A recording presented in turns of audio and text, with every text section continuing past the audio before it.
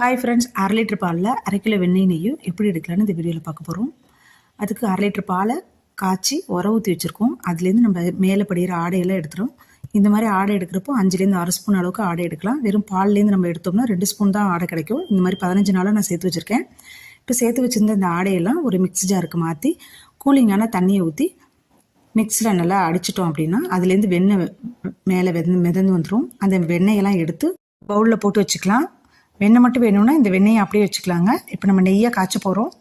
இது வந்து ஒரு அடிகனமான கடாயில் போட்டு அடுப்பை நல்லா ஆனில் வச்சு இது நல்லா மெல்ட் ஆகிற வரைக்கும் ஆனில் வச்சுக்கணும். அதுக்கப்புறம் சிம்மில் வச்சுக்கோங்க.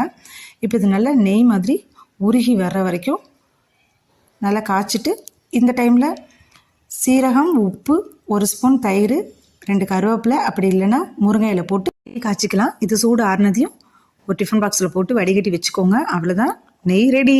பிடிச்சிருந்துன்னா லைக் பண்ணுங்கள்.